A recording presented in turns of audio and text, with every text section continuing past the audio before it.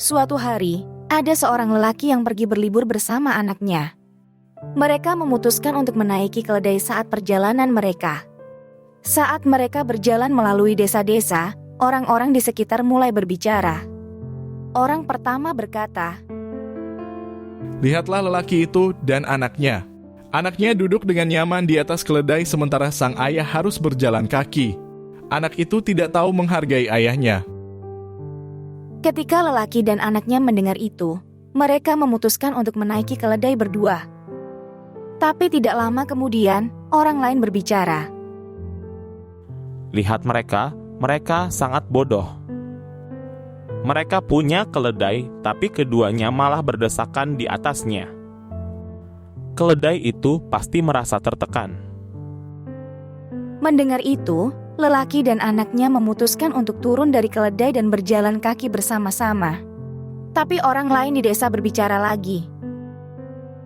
Lihat mereka benar-benar bodoh. Mereka punya keledai yang bisa membantu mereka, tapi mereka memilih untuk berjalan kaki di bawah matahari terik. Akhirnya, lelaki dan anaknya bingung. Mereka tidak tahu harus bagaimana. Tapi kemudian mereka bertemu dengan seorang tua bijak di tengah perjalanan. Orang tua itu tersenyum dan berkata, "Ketika Anda mencoba menyenangkan semua orang, Anda hanya akan kehilangan kebahagiaan Anda sendiri.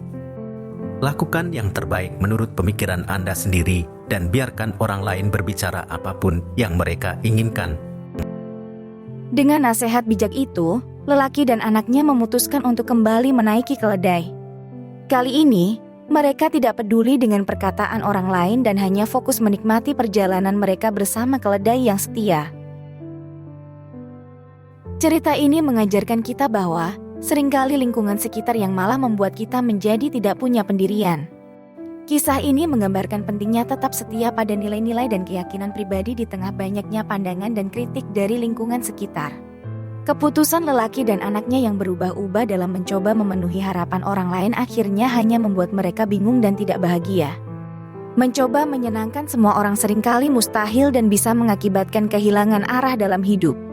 Lebih baik untuk tetap setia pada diri sendiri, menjalani hidup sesuai dengan nilai-nilai pribadi, dan tidak terlalu terpaku pada pandangan orang lain.